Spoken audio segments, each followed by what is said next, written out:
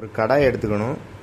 அதில் வந்து உப்பு, தயிர் ஒரு அரை பாக்கெட்டு, வேறு மிளகாத்தூள், மஞ்சத்தூள் இதெல்லாம் போட்டு நல்லா மிக்ஸ் பண்ணணும்.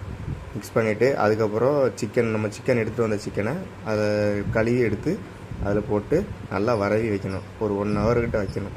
நல்லா ஊறுற மாதிரி வைக்கணும். வேறு கொத்தமல்லி அதெல்லாம் கொஞ்சம் போட்டு வச்சுக்கணும். ஊற வச்ச பிறகு கொஞ்சம் கழித்து அதுக்கப்புறம் என்னென்னு சொல்கிறேன். இது வந்து பாஸ்மதி பிரியாணி அரிசி. இதை வந்து ஒரு அரை மணி நேரம் தண்ணியில் நல்லா ஊற வைக்கணும். அப்போ தான் நம்ம பிரியாணி ரெடி ஆகும்போது அதில் போடுறதுக்கு நல்லா கரெக்டாக இருக்கும்.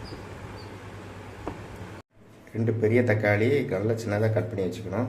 மிளகா ஒரு 3 மிளகா எடுத்துக்கணும். அப்புறம் உடச்சி பூண்டு அதையும் நல்லா கழுவி எடுத்துகிட்டு மிக்சரில் போட்டு அடிக்கிறதுக்கு ரெடி பண்ணுறோம். இஞ்சி பூண்டு பேஸ்ட் ரெடி பண்ணுறோம். நல்லா அரைச்சாச்சு. நல்ல மை மாதிரி இருக்கணும். இந்த மாதிரி கை வச்சு அமைக்கி பார்த்தா நல்லா பிசுன்னு வந்துருக்கும். இந்த மாதிரி நைஸாக இருக்கும்.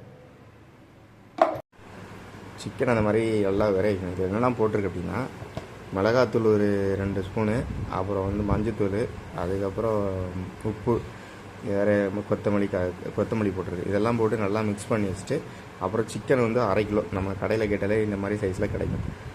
இதை வந்து 1/2 கிலோ வாங்கி அதை வந்து நல்லா மிக்ஸ் பண்ணி வைக்கணும். ஒரு 1/2 hour கிட்ட வைக்கலாம், ஒன்றும் பிரச்சனை இல்லை. நல்லா ஊறிட்டுனா அந்த இது நல்லா ஃப்ளேவர் நல்லா கிடைக்கும். காய வச்சுட்டு எண்ணெய் ஊற்றணும்.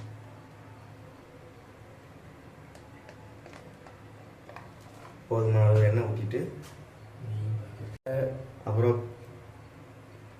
10 ரூபா நெய் பாக்கெட்டு, அது ஒரு பாக்கெட்டும் அதில் ஊற்றிடணும்.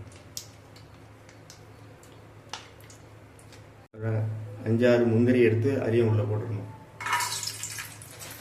அப்புறம் பட்டை, கிராம்பு இதெல்லாம் வந்து கடையில் கிடைக்கும். அதை ஒரு பாக்கெட் வாங்கி அதில் கொஞ்சம் போல பிச்சு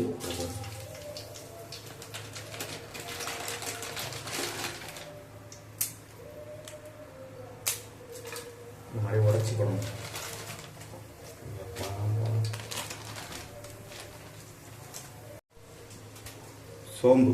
சோம்பு கொஞ்சம் போடணும்.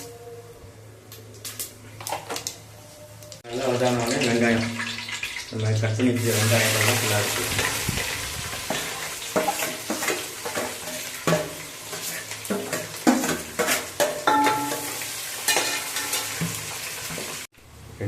ரெண்டு வெங்காயத்தை, பல்லாரி வெங்காயத்தை நல்லா கட் பண்ணிக்கணும்.